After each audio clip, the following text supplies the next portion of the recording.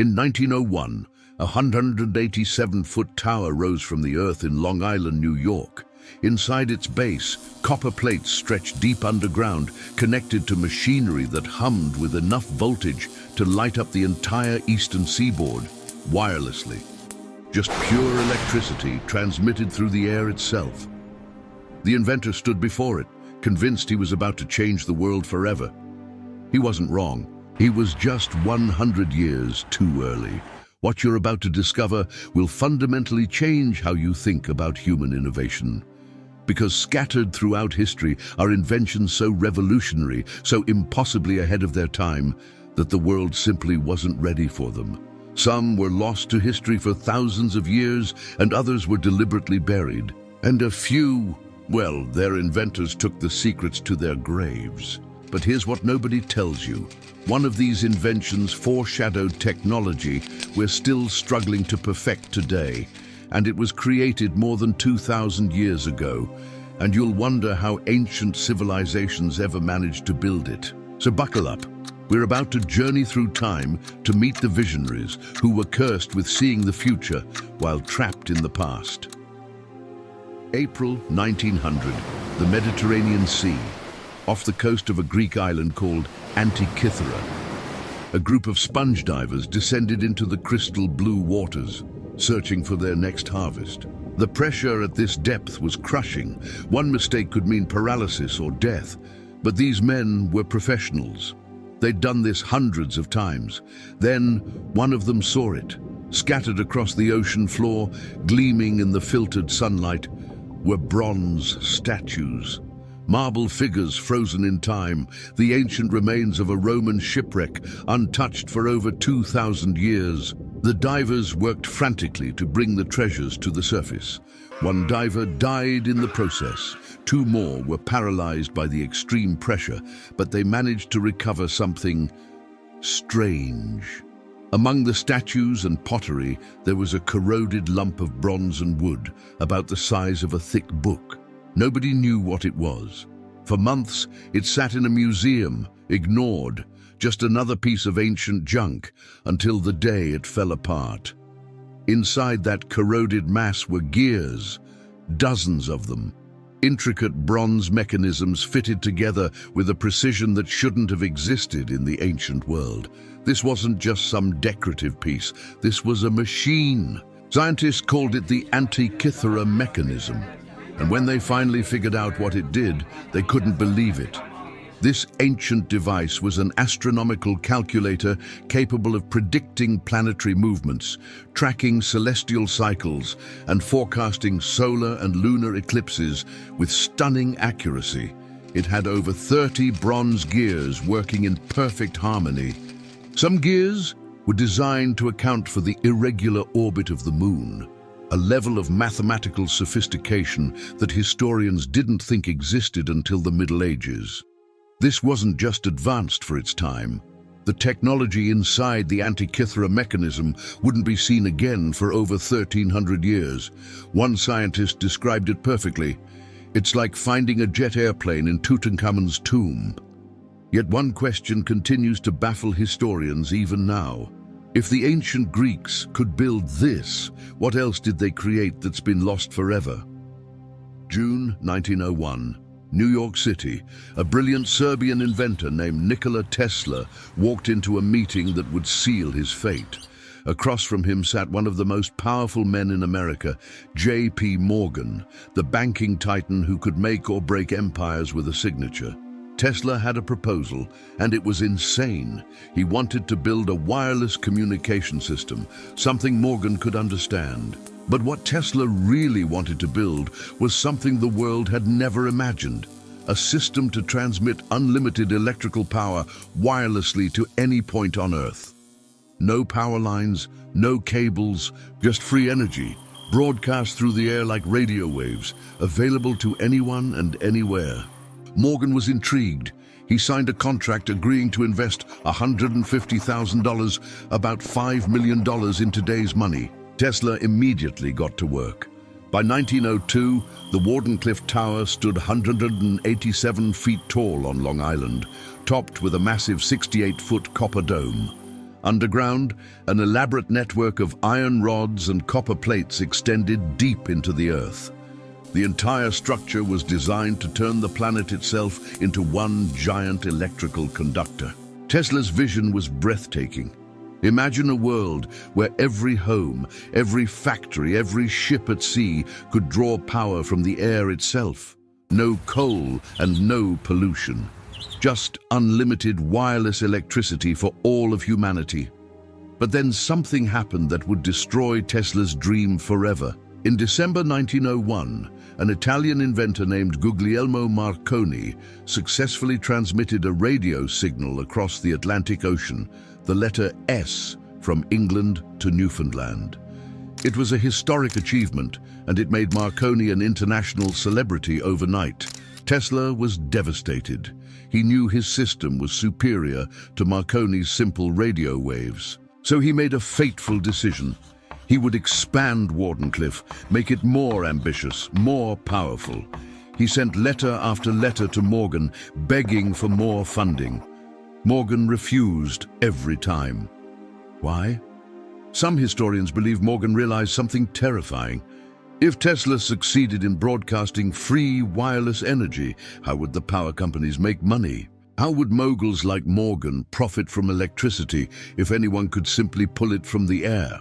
By 1906, construction stopped. Tesla was ruined financially. The magnificent tower stood silent and incomplete, a monument to a dream that died before it could take flight. In 1917, the tower was demolished for scrap metal. The man who had literally invented the modern world, AC electricity, the radio, the electric motor, died broken alone in a New York hotel room in 1943. But here's the twist. Tesla was right. Today, we have wireless charging for phones. Companies like Witricity are developing systems to power devices from several feet away. And researchers are still trying to perfect long-range wireless power transmission, the exact thing Tesla envisioned over 120 years ago. Tesla was ahead of his time, and the world couldn't keep up. Constantinople, 674 AD. The Muslim fleet of the Umayyad Caliphate surrounded the Byzantine city, their ships forming an impenetrable blockade. They had superior numbers, superior tactics. Victory seemed inevitable. The Byzantine defenders knew they were doomed. Conventional weapons couldn't turn the tide. They needed something revolutionary, something the enemy had never seen before. And then the sea caught fire. From Byzantine ships, soldiers launched clay pots filled with a mysterious liquid. When these projectiles hit the Muslim vessels, they exploded into flames that couldn't be extinguished. The Muslim sailors tried everything. They smothered the flames with cloth. The fire burned hotter. They threw dirt. It kept burning. They desperately poured water on it, and the flames spread faster, cascading across the waves until the ocean itself became an inferno. Ship after ship was consumed. Men leaped into the water to escape, only to be swallowed by walls of flame dancing across the surface. The screams of burning men echoed across the harbor. The weapon was called Greek fire, and it was unlike anything the world had ever seen. Here's what makes this truly remarkable. We still don't know exactly what Greek fire was made of. The formula was such a closely guarded secret that it was passed down through only a handful of Byzantine families. When the Byzantine Empire fell, the secret died with it. Modern chemists have tried to recreate Greek fire based on historical descriptions. The closest theories suggest it was a mixture of petroleum, quicklime, and sulfur, essentially an ancient version of napalm. But none of the modern recreations have matched the terrifying power described in historical accounts. This was a chemical weapon so advanced, so devastating, that it single-handedly saved Constantinople from invasion multiple times. The Byzantine Empire called it their ultimate deterrent. Their enemies called it liquid death. And somewhere in history, the secret to creating it was lost forever. 1880. Alexander Graham Bell had just revolutionized the world with his telephone, but he wasn't satisfied. He had another idea, something that seemed to come straight out of science fiction. What if you could transmit sound using light instead of wires? His colleagues thought he was crazy. Light was for seeing, not for communication. But Bell was convinced it could work. He called his invention the photophone. The device was elegantly simple. Sound vibrations would cause a mirror to oscillate. The mirror would reflect sunlight, and those light vibrations could be detected hundreds of feet away and converted back into sound. On June 3, 1880, Bell achieved the impossible. Standing on the roof of his laboratory in Washington, D.C., he transmitted his voice using nothing but a beam of light to a receiver 700 feet away. No wires, no cables, just pure light carrying human speech through the air. Bell was ecstatic. He wrote in his notes that the photophone was his greatest invention, even more important than the telephone. There was just one problem. It didn't work reliably. Bad weather blocked the signal. Buildings got in the way. Without a practical way to transmit light over long distances, the invention was dismissed as an interesting curiosity. Nothing more. Bell died in 1922, believing his greatest achievement would be forgotten. But he couldn't have been more wrong. Fast forward to the 1960s. Scientists developed fiber optic cables, thin strands of glass that could carry light signals with almost no loss of signal quality. Today, fiber optics form the backbone of the internet. Every email you send, every video you stream, every phone call you make, it's all transmitted using light, just like Bell imagined. The photophone was essentially fiber optic communication, invented 80 years before the technology existed to make it practical. Bell saw the future. He just couldn't build it with the tools of his time. Alexandria, Egypt, around 50 AD. In the legendary Library of Alexandria, a Greek engineer named Hero was about to create something that could have changed the course of human history. He called it the Aeolipile. It was a hollow bronze sphere mounted on an axle, with two bent tubes protruding from opposite sides. When water inside the sphere was heated to boiling, steam would shoot out through the tubes, causing the entire sphere to spin rapidly. What Hero had created without even realizing it was the world's first steam engine. This was the fundamental principle that would power the Industrial Revolution 1700 years later.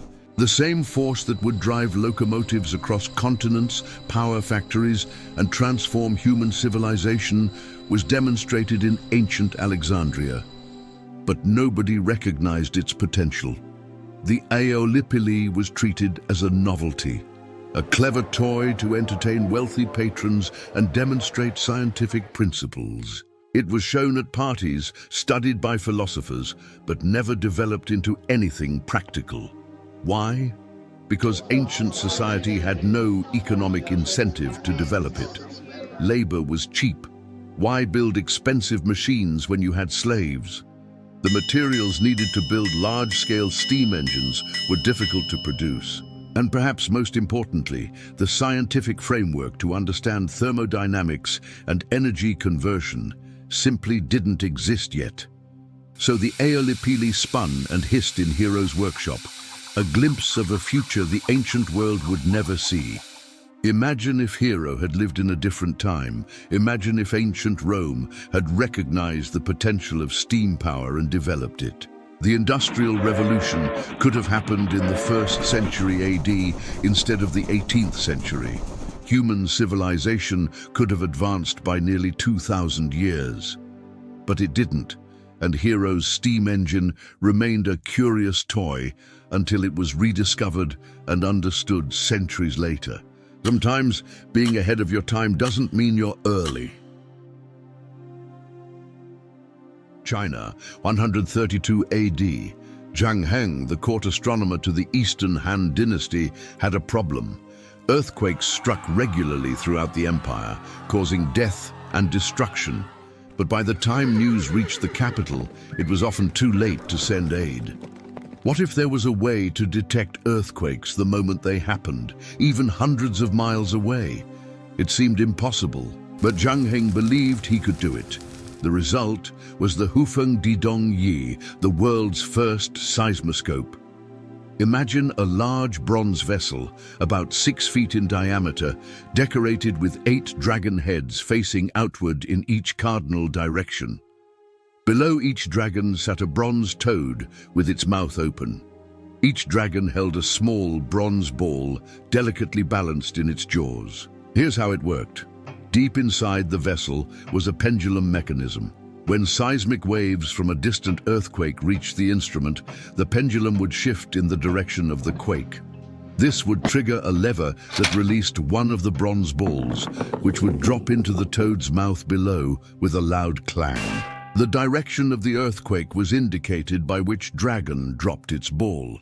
Officials could immediately dispatch aid in that direction, often arriving before messengers from the affected region.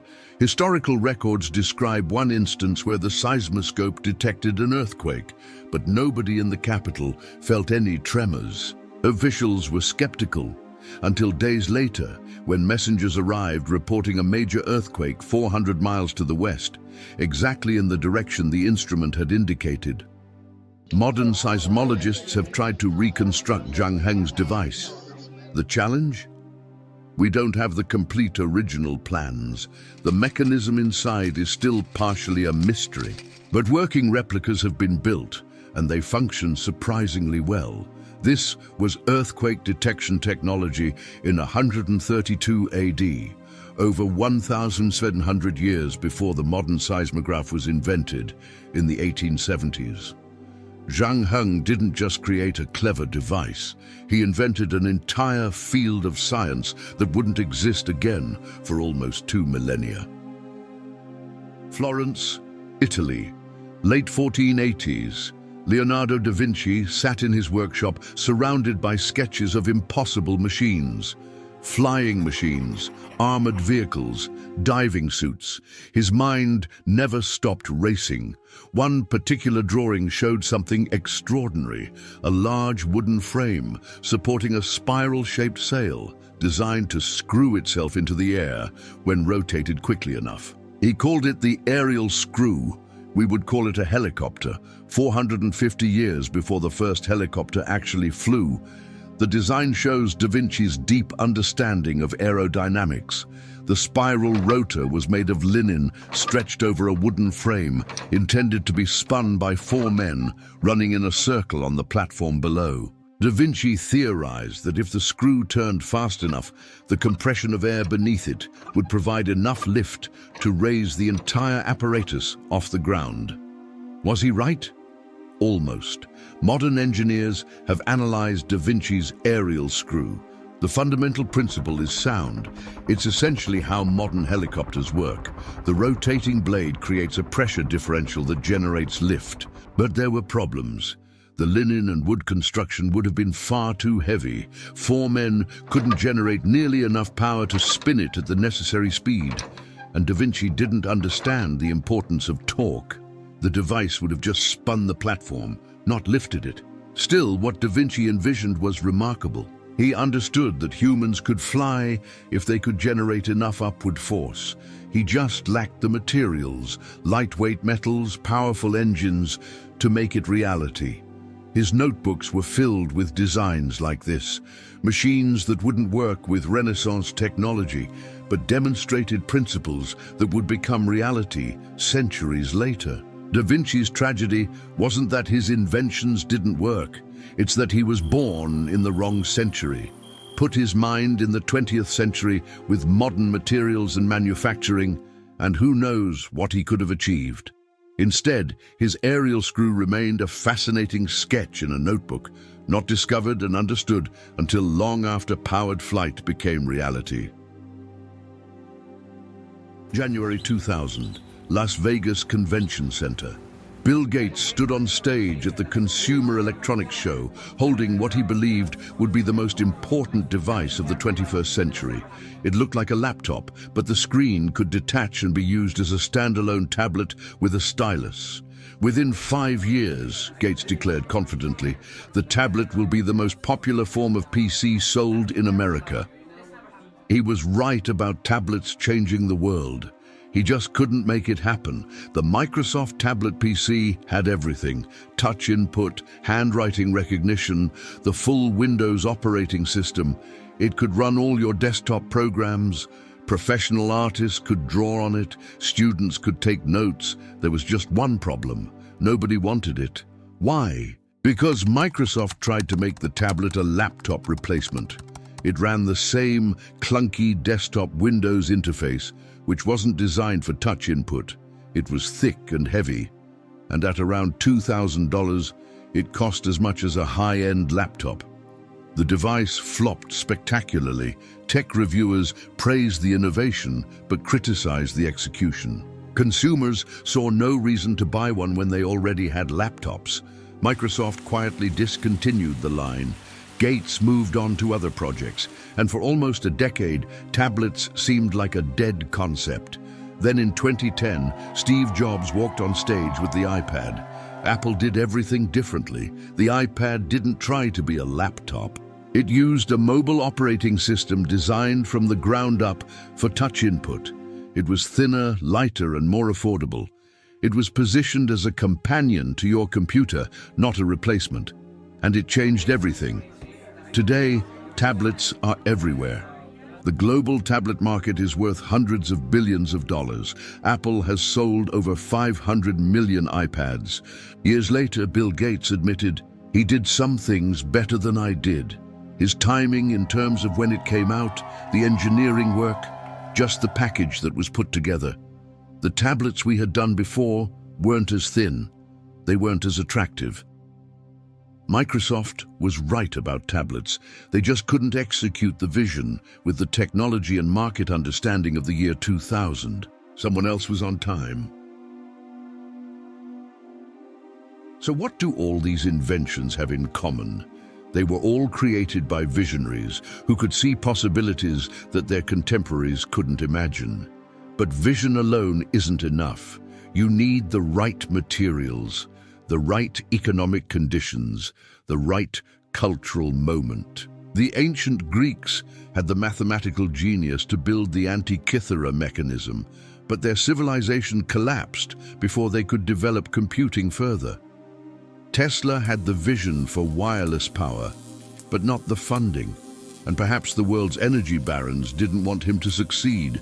Bell invented fiber optics before fiber existed. Hero created steam power when there was no economic incentive to develop it. Zhang built earthquake detectors when science couldn't explain earthquakes. Da Vinci designed helicopters when humanity couldn't even make a working airplane. Microsoft created tablets when mobile technology wasn't ready. Each of these inventors was punished for being ahead of their time. Some died in obscurity. Others saw their life's work demolished or forgotten. A few watched helplessly as later generations received credit for inventing what they had already created. But eventually, the world catches up. Every single technology we've discussed today exists in some form now. We have computers, wireless power, fiber optics, steam engines, seismographs, helicopters, and tablets. The visions of these inventors weren't wrong, they were just too early. And right now, at this very moment, there are inventors working on technologies that seem impossible. Ideas that people dismiss as fantasy. Innovations that won't make sense until 2050 or 2100 or 2200. They're building the Wardenclyffe Towers and Antikythera mechanisms of our future. And somewhere in a workshop or lab or garage, someone is having an idea that's so far ahead of its time, the world won't understand it for decades. Will we recognize them before it's too late? Or will our great-grandchildren look back at our era and wonder why we didn't see the genius right in front of us? History doesn't remember the people who said, "That's impossible." It remembers the people who said, "Watch me prove you wrong," even if it takes 1,000 years.